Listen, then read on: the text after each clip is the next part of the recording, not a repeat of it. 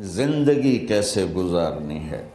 میرے نبی کی زندگی کا دوسرا رخ کہ بطور انسان زندگی کیسے گزارنی ہے، مرد عورت ہے، زندگی کیسے گزارنی ہے۔ پہلا رشتہ جو قائم ہوا دنیا میں وہ ہے خامد اور بیوی، حضرت آدم اور حوا کا نکاح ہوا۔ اللہ تعالیٰ نے عورت کو کمزور بنایا تو پہلے دن سے اس کو عزت اور احترام دیا تاکہ ساری زندگی اس کمزوری سے ناجائز فائدہ نہ اٹھایا جائے بلکہ اس کو عزت دی جائے۔ کہ آدم علیہ السلام کے لیے مٹی اکٹھی کی، پانی ڈالا، گوندھا اور ایک اسٹیچو بنایا اور ڈال دیا۔ جب وہ خشک ہوا اس میں روح ڈالی اور پھر وہ ننگے بدن تھے، پھر ان کو جنت کے کپڑے پہنائے اور جنت میں ڈال دیا۔ اس کائنات کا حسن بھی عورت سے ہے اور جنت کا حسن بھی عورت سے ہے۔ حضرت آدم علیہ السلام جنت میں، لیکن بابے جی دا دل ہی نہیں لگتا، کلے کلے ہی ٹورے پھر دیں۔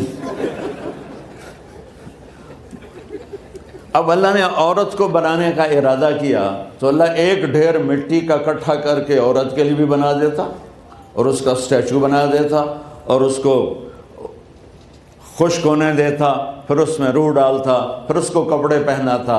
آپ حیران ہوں گے، سبحان اللہ، اللہ نے ایسا نہیں کیا۔ آدم علیہ السلام سوئے، آنکھ کھلی تو دیکھا ایک خوبصورت حسین عورت۔ یہ بات اکثر لوگوں کو معلوم ہوگی کہ یوسف علیہ السلام دنیا کے حسین ترین انسان تھے، اور یہ بات شاید کسی کو معلوم نہیں ہوگی کہ دنیا کی سب سے حسین خوبصورت عورت حضرت حوا ہے۔ حوا جن پر بڑھاپا آیا ہی نہیں، 1000 سال کے قریب زندگی گزاری، بڑھاپا نہیں آیا۔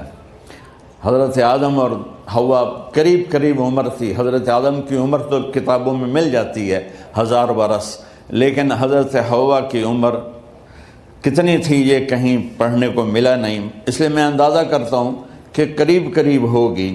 بڑھاپا نہیں آیا، بیماری نہیں آئی۔ اور حضرت حوا کو مینسز بھی نہیں آتے تھے۔ یہ عجیب بات آپ کو بتاؤں، اللہ نے اتنا جنت کا ان کے اندر نمونہ رکھا۔ تو جب حضرت آدم کی آنکھ کھلی تو دیکھا ایک حسن کا پیکر، انہوں تو جنت ہی بھول گئی۔ کہنے لگے یا اللہ ہن دل ٹھریا جا کے، یا اللہ کون ہے؟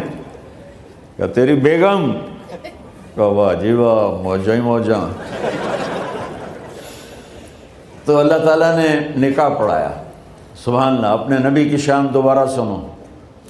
تو اللہ نے کہا آدم اپنی بیگم کا مہر ادا کرو۔ تو وہ پوچھنے لگے کیا مہر ہے؟ دیکھو ایک بات سنو، مہر کسی کی بیٹی کی قیمت نہیں ہوتی۔ $1 ہو یا $1 ٹریلین ہو، بیٹی کی کوئی قیمت نہیں ہوتی۔ یہ ایک نشان ہے کہ اس بچی پر اب یہ جو خامند ہے وہ موت تک خرچہ اس کے ذمہ ہے، بیوی کے ذمہ خرچہ نہیں ہے۔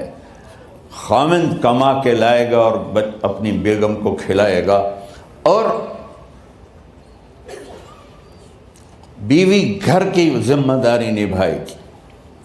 تو خیر وہ الگ بات چلی جائے گی۔ اللہ تعالیٰ نے کہا کہ مہر ادا کرو۔ کہا جی کیا مہر ہے؟ تو میرے اللہ نے کہا تیری نسل میں میرا آخری نبی آئے گا، اس پہ ایک دفعہ درود پڑھ دے، یہ مہر ہے۔ اچھا، شروع دن سے ہے کہ میں نے قبول کیا۔ قبول کیا کا مطلب ہے کہ میں اس لڑکی کو قبول کر رہا۔ These are 2 balloons, okay؟ یہ غبارہ میں نے چھوڑا، یہ نیچے چلا گیا، نیچے چلا گیا نا؟ یہ غبارہ میں نے چھوڑا، یہ اوپر چلا گیا، یہ کیا ہوا؟ سوچیں، آب و ہوا ایک جیسی تھی، ایک نیچے رہ گیا، اوپر چلا گیا۔ ثابت ہوا کہ باہر سے کوئی چیز ایسی نہیں ہوتی جو اوپر لے کے جاتی ہے، یہ انسان کے اندر چیز ہوتی ہے جو اس کو اوپر لے کے جاتی ہے۔ سمجھے کہ نہیں سمجھے؟ It is not out side, out side ایک جیسی ہوا تھی دونوں کے لیے، اس کے اندر وہ چیز تھی کہ وہ اوپر چلا گیا۔